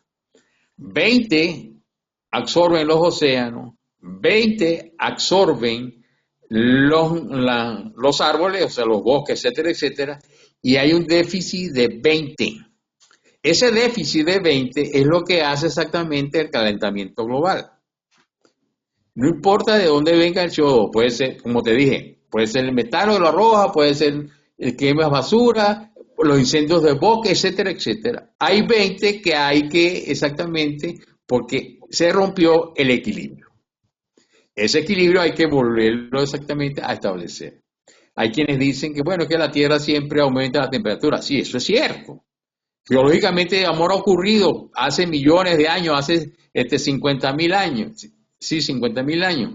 Pero hay una condición que es diferente. En eso, cuando ocurrió, nosotros, la especie humana, no estábamos presentes. Entonces, si no estábamos presentes, pues ¿qué íbamos a pensar en eso? Hoy estamos presentes, sabemos que nos han dado la inteligencia para poder detectar ese tema o esa problemática y debemos buscar una solución como especie para poder seguir viviendo en el planeta, porque el planeta no se va a acabar. Los dinosaurios se acabaron y el planeta siguió y dio origen a nosotros como especie. Nosotros nos acabamos y vendrán otras especies a dominar la Tierra. Entonces, el problema no es eso. Y con respecto exactamente a Nigeria, hay un programa en Nigeria y todo lo que arrojan, y Rusia es otro. En Venezuela en ese ranking está en número 14. Entonces, en ese ranking, el Banco Mundial tiene un programa que se llama exactamente un programa para minimizar la emisión de gases de efecto invernadero, especialmente el metano. Y allá están los créditos y uno de los países que más ha trabajado el Banco Mundial ha sido con Nigeria, porque Nigeria, como tú mismo mencionaste, es uno de los países que arroja, no sé, 6.000 millones de pies cúbicos de gas por día. Bueno, eso es lo que te puedo mencionar. Ok. Tiene la palabra Víctor García. Buenas tardes, ¿cómo están, caballeros? Buena la presentación del amigo Nelson. Yo tengo una pregunta en el chat acerca de la mayoría de las emisiones de CO2 se pronostican que vendrán de los países en desarrollo, donde las energías verdes no son viables debido a su alto costo y la falta de subsidios. Esa es mi pregunta, ¿no? Y como comentario, yo creo que cuando escucho aquí en este foro que los días de las fósiles están contados y todo esto que es la narrativa que se escucha en la transición energética y tenemos el consumo ahorita de hidrocarburos más alto en la historia y con tendencia a la alta, suena como algo, en verdad que no le veo mucho pie, ¿no? O sea, y cuando tú te pones a ver los pronósticos de estas agencias y lo que se han convertido estas agencias, y en verdad son entes políticos, pues tú ves que hay unas agendas políticas y estas agencias le dan forma, ¿no? O sea, ¿dónde viene el financiamiento de estas agencias? O sea, cómo ellos la información la dan hasta un punto, ¿no? Entonces tú dices, oye, y en verdad, ¿será qué narrativa me están alimentando, ¿no? Entonces mucha de esa data también manipulada, hay muchas cosas ahí que no están claras, ¿no? Entonces yo creo que es bueno siempre aterrizar y ver los hechos, ver los números duros ahorita, hoy en día, ver los países en desarrollo, ver a la India, ver lo que está haciendo Arabia Saudita, ver lo que está haciendo China, ver el problema que ha surgido con los carros eléctricos, ver lo que acaba de pasar con la Hertz, ¿ok? ¿Por qué la Hertz acaba de abandonar los carros eléctricos en su línea de alquiler? ¿Ok? Muchas cosas que no se han pronosticado, los problemas con las aseguranzas, ¿ok? La vida útil de la batería, la carga ambiental del desecho de esas baterías. O sea, hay muchas cosas que debido a la narrativa, nadie nos las comenta, ¿me entiendes? Entonces, si eso está pasando en los países desarrollados, si eso está pasando en las economías más grandes, ¿ok? No me vengan a hablar de Noruega, pues el tamaño de Noruega es el tamaño de un Baní, es una economía pequeña, ¿ok? Con una población que está en retroceso, en declive, o sea, esa población no está creciendo. ¿Okay? Tenemos 8.000 millones de personas y la mayoría de los países subdesarrollados se quieren desarrollar. ¿Y cómo se desarrollaron las potencias? A punta de hidrocarburos. Eso no es debatible. ¿Okay? Entonces, hay mucha tela que cortar en estos temas, son temas complejos y yo respeto la opinión del señor Nelson y otras opiniones. Creo que hay que respetar, ¿no? Hay que respetar y escuchar los dos lados. Bueno, eso es todo. Muchas gracias. Hasta luego. Bueno, yo te voy a decir algo. Lo que pasa es que cuando yo digo, no, yo no estoy en contra de nada de eso. Fíjense lo siguiente. ¿Aló? ¿Me oyen? Ajá. Sí. Fíjense lo siguiente. La gran oportunidad que tiene Venezuela hoy en día es que tiene un país, si se quiere, destruido. Entonces, esa oportunidad no la tiene ningún otro país en el mundo. Si nosotros queremos modernizar el país en todos sus aspectos, ¿por qué tenemos nosotros que repetir lo que ya hicimos? Por eso yo le dije, no hay que estar viendo por el retrovisor. Si tenemos condiciones para hacer un país distinto en todos los ámbitos, distinto en energía, en sociedad, en producción, etcétera, etcétera, etcétera. Entonces, el dinero que se va a invertir en recuperar toda una infraestructura, ¿por qué no hacemos exactamente el análisis y ese dinero dedicarlo hasta donde se pueda para incorporarnos a un nuevo mundo, que ese mundo es irreversible, entre paréntesis? Nosotros no vamos a regresar a donde estábamos como mundo, y mucho menos nosotros como país. Esa es una condición. La otra condición que muy poca gente no conoce es que exactamente el aumento del uso del petróleo específicamente en los 2 últimos años ha sido compra de petróleo para almacenar. realizado exactamente por China o los países asiáticos, para no entrar en muchos detalles. Ese aumento es en la producción, pero no en el consumo como tal. ¿Por qué? Porque hay una condición sine qua non. ¿Cómo es que eso que aumenta la demanda? Entonces Arabia Saudita tiene cerca de 3 millones de barriles, Rusia tiene, o sea, en otras palabras, para ser más sencillo, Europa positivo, Europa plus, pues tiene cerrado alrededor de 4 millones de barriles. Si hubiera una demanda creciente, pues esos 4 millones de barriles no estuvieran cerrados. Así. Entonces, cuando se dice que está aumentando la demanda, vamos a ver cuál es la demanda y cómo es. Lo que hicieron los países asiáticos fue comprar petróleo barato a nivel internacional para almacenarlo. ¿Lo vamos a usar cuándo? Dentro de 20 años, 30 años. Si eso fuera así, que hay otra condición que también hay que ver, el gran big picture, como dicen. Estados Unidos utilizó hace un año cerca de 300 millones de barriles de sus reservas estratégicas. Estados Unidos no las ha recuperado porque no le interesa recuperarlo. Almacenar crudo, pues, cuesta un dinero. Entonces, Estados Unidos no ha recuperado, quizás en año y medio, los 300 millones de barriles que puso a disposición para efecto de bajar el petróleo. En otras palabras, lo que está sucediendo ahorita no es un hecho de ahorita. En el año 2007, hace 17 años, el grupo G7, en aquella época era el G8 porque estaba incluida Rusia, se estableció 3 conceptos básicos para el G7 a futuro, una estrategia a futuro. 1, descarbonizar el sistema energético mundial. 2,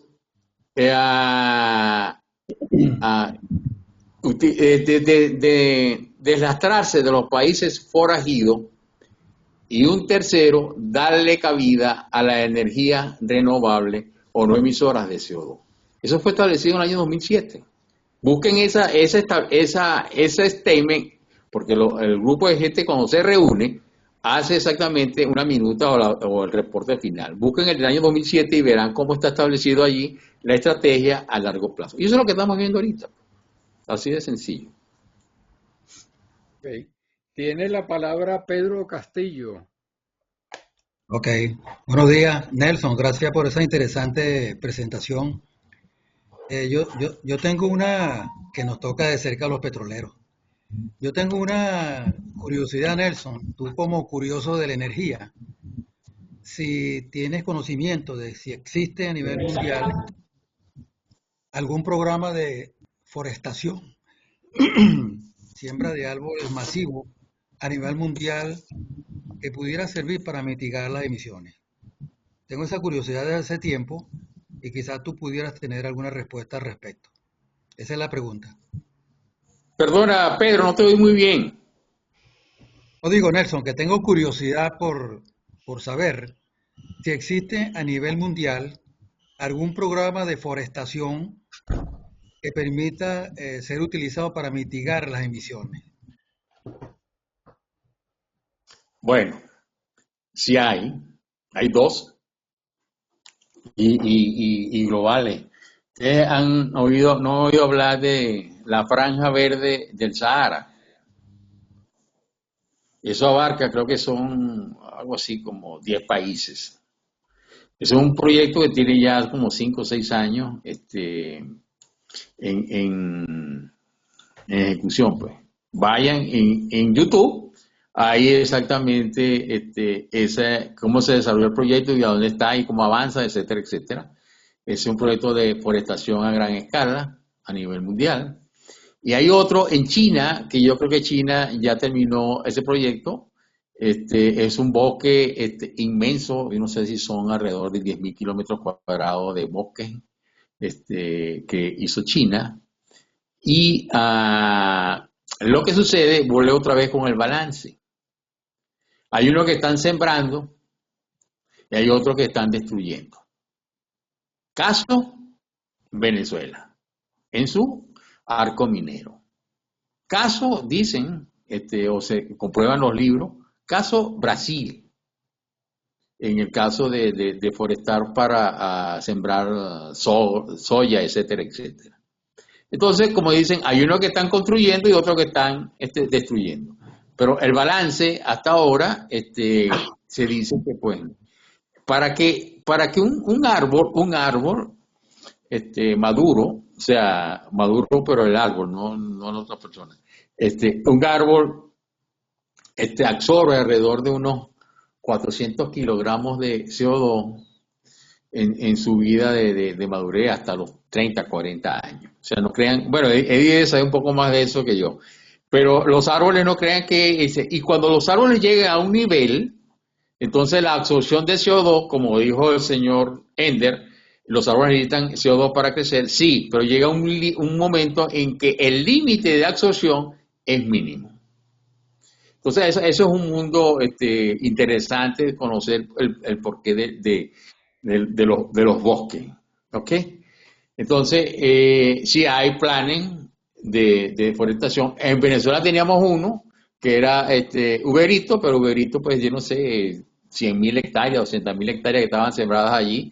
Creo que queda menos de 40.000 hectáreas de Uberito.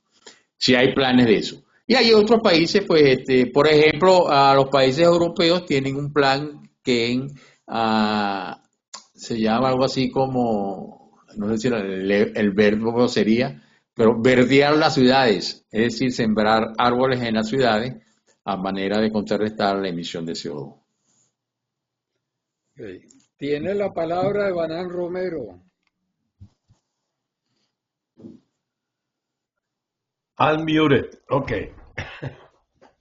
¿Me oyen, no? Sí.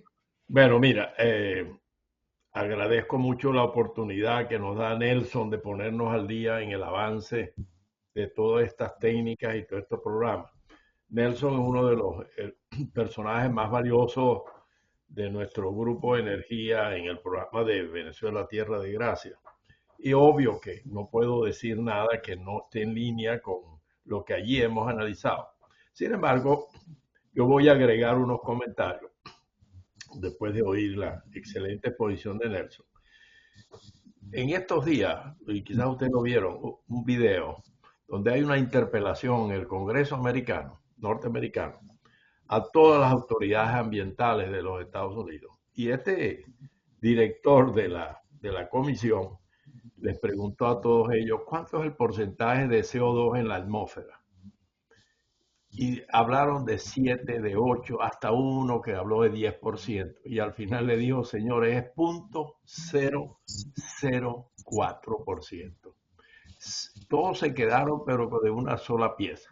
Y después le dijo, ¿saben cuánto es el nivel mínimo para que no se afecte la vida vegetal y animal también, en cierta forma? Tampoco supieron, 0.002. Entonces le dijo, yo creo que hemos construido un monstruo, en cierta forma. No quiero extenderme más en esto, pero esto es algo que para el caso Venezuela, que es a lo que me quiero referir, nosotros lo estamos no dejando de hacerle seguimiento, es la tarea de Nelson, lo hace muy bien, pero cuando se trata de los programas prioritarios, bueno, por supuesto que nosotros tenemos que tomar en cuenta que es un país decimado, destruido, como ninguno otro en el mundo en mucho tiempo. 25 años de destrucción. Entonces nosotros tenemos una tarea fundamental cuando vemos la niñez abandonada, del hambre, todas estas cosas que hemos hablado, que hay que hacer programas de desarrollo, pero sin olvidar que este tema existe. Pero yo estoy seguro que Venezuela va a lograr un diferimiento de muchos de estos niveles. Es decir, si Alemania sufrió un 45% de destrucción 30 segundos, Evanán. de su economía, imagínate tú el 300% de Venezuela. Entonces, hay programas, hay que seguirlos. Está el programa del Northern Lights, que ya arrancó, cobra 100 euros por cada tonelada de las plantas eléctricas. Está el del canal de Houston, el de BP. Yo creo que hay que verlo, pero desde el punto de vista país, yo creo que nosotros estamos focalizados a restablecer el poder de compra, la economía y las cifras de niñez abandonada y muerte y problemas sociales. Gracias, Eduardo. Comentario. No, es que yo siempre he dicho, usted puede caminar y masticar chicle a la vez. Tan sencillo como eso. No, yo nunca por lo menos he dicho que los petroleros no sirven. No, al menos yo soy petrolero. No, lo que nos están diciendo el mundo es otra cosa, que tenemos que cambiar y que el mundo está cambiando, como constantemente cambia. Eso es lo que tenemos que nosotros analizar y ver como país, pues. ¿Por qué? Si ustedes se recuerdan ahí, voy a ponerle un ejemplo. ¿Qué hace el agua del Orinoco? Como dice el compañero por allí, David Morán. Lo que hace es endulzar el Pacífico. Digo, el Atlántico, perdón. O endulzar el Caribe. Pues no se hace más nada con esa agua, excepto lo que hace el Caroní allá arriba. Entonces son 35.000 metros cúbicos por segundo que se pierden y no hacemos nada. Si ustedes vieron allí, había ahí ciento y tantos, hoy 1.600 y tantos proyectos de hidrógeno verde en países que no tienen ni agua, ni tienen sol, ni viento. Entonces, si nosotros no nos ponemos las pilas, cuando nosotros despertemos, el mundo ya tiene sus proyectos de hidrógeno y no tendremos cabida en un mercado de hidrógeno, que se supone que es el vector energético del futuro. ¿Qué va a suceder dentro de 50 años? No importa, pero es el vector energético del futuro, eso no lo puede cambiar nadie. Entonces, en ese escenario, las riberas del Orinoco serían ideales para generar hidrógeno verde. Y déjenme decirle, en Chile comenzó su proyecto de hidrógeno verde, ¿dónde? En el desierto de Atacama, al norte de Chile. Ahí que hay sol, pero no hay agua. Entonces ellos tienen que desalinizar para hacer la electrólisis. Nosotros no teníamos que hacer nada de eso, tan sencillo como eso. Y además tenemos allí salida por el Orinoco para el mundo. Entonces esas son las cosas que yo siempre menciono y digo, es que no todo lo que brilla es oro, ni todo el oro brilla. Tiene la palabra Ender Varilla. Gracias nuevamente, Eduardo.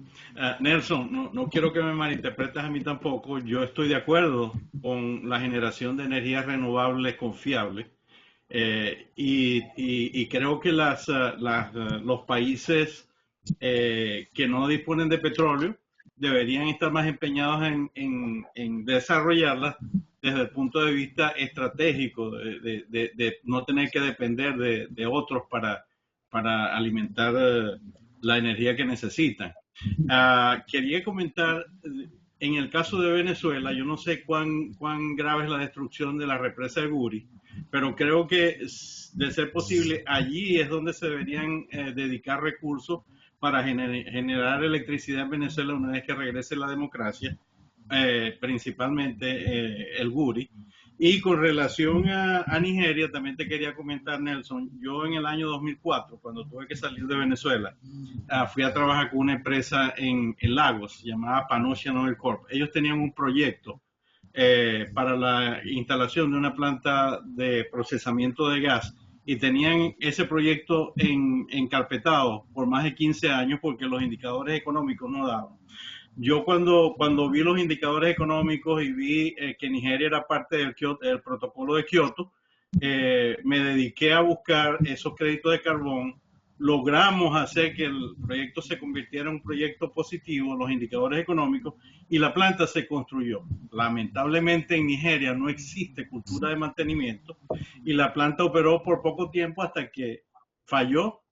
Está fuera de servicio, recibió el beneficio de los créditos de carbono y siguen venteando gas. Entonces, no es suficiente con que el Banco Mundial o los organismos internacionales le den los créditos de carbono a ciertos países para que eliminen la liberación de metano a la atmósfera, que insisto, es el donde tenemos que focalizarnos, sino que también se debe controlar. Mira, el gobierno de Nigeria cuando yo llegué en el 2004, le había dicho a esta empresa, y ellos me contrataron por esa razón, le había dicho a esta empresa, mira, si para el año 2006 usted continúa metiendo, le vamos a cerrar la producción. Cosa que nunca hicieron ni han hecho. Ellos siguen produciendo después de 20 años y siguen lanzando metano a la atmósfera y siguen destruyendo la capa de ozono. Muchas gracias. Bueno, te puedo responder, el ambiente o la conservación del ambiente no es de un banco, es individual. Si el que haga eso y después no mantiene, bueno, pues eso ocurre aquí y en cualquier parte del mundo. Déjame decirle lo siguiente. Chile, Colombia y México hicieron, no por ahorita, hace quizás 10 años atrás, hicieron sus proyectos de movilidad en esos países financiados con los bonos de carbono. Es decir, el proyecto daba para que los bonos de carbono pagaran ese proyecto, o sea, la no emisión de CO2. ¿Qué pasó en Venezuela? En Venezuela, en esa misma época, hubo una ministra del Ambiente donde dijo que Venezuela no se podía montar en esa tesis de los bonos de carbono porque eso atentaba contra la seguridad nacional, que eso violaba exactamente la soberanía. Bueno, ustedes me dirán cómo unos bonos de carbono violan la soberanía nacional. Bueno, y una de las cosas que proporciona las energías renovables es seguridad energética. Todos los países tienen aire o viento, o como lo quieran llamar. Todos los países tienen geotermia y todos los países tienen sol. Si los países en general rebajan su consumo de fósiles en un 30, 40%, supongo que no sea 100%, eso es lo que le da de seguridad energética. Muchos países hoy en día se han dado cuenta de eso y van en esa dirección para tener seguridad energética. ¿Qué es lo que está haciendo mucha gente en Venezuela? ¿Cuál es la seguridad energética? Yo ya estoy conectado a una batería de estos USB, por si acaso se va para que la comunicación no se pierda. Entonces, eso es lo que me da a mí es seguridad. ¿De qué? Bueno, seguridad de que no se vaya, seguridad de comunicación. Los países pueden tener seguridad energética utilizando las energías no emisoras de CO2. Dale la palabra a Evanán Romero mientras tanto. Ok. Mira, yo sigo experimentando el fenómeno de la relatividad del tiempo que hablaba Einstein. Cuando hablan los demás me parece que tienen demasiado tiempo y cuando hablo yo se va muy corto.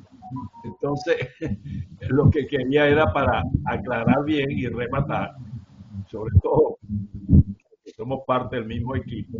Yo lo que estoy diciendo es que estas tecnologías hay que seguirlas, hay que verlas, pero obvio que yo creo que su implementación en un país devastado como Venezuela, pues por supuesto que hay que esperar y hay que ir viendo su desarrollo. Vean solamente el segmento del proyecto más grande, que es el de Europa, el Northern Light, que se está ya poniendo en servicio este año, después de 15 años, es el de Noruega. Pero Noruega tiene casi 3 trillones en el fondo generacional o intergeneracional. Y poner 2.500 millones de dólares no es nada. Igualito lo que está comenzando a hacer Exxon en el canal de Houston, BP, Shell, todos ellos en el Golfo de México. Entonces es bueno verlo, pero es como cuando uno veía las comiquitas, que veía algo que era el Disney World y uno decía, ¿cuándo voy a poder ir? Bueno, hay que seguir piano a piano haciendo la tarea que la que tenemos en Venezuela es gigantesca. Entonces, lo que no quiero es que se confunda, no. Nosotros tenemos la realidad puesta sobre nosotros, en que tenemos primero que restablecer los flujos económicos que vayan a recuperar el país y sus generaciones que las estamos perdiendo. pero sin perder de vista que estas cosas están avanzando. Eso es lo que quería agregar. Todavía me queda, oye, dejo un minuto pues para los demás. Gracias. Te ampliamos el tiempo. No, ya dije lo que iba a decir. Ok, Onan, entonces la próxima vez vigila el cronómetro porque todo el mundo lo está viendo, así que no hay parcialidad. Señores, oye Nelson, gracias de nuevo. Siempre es interesante conversar contigo. Te agradecemos mucho tu tiempo y la presentación y las preguntas.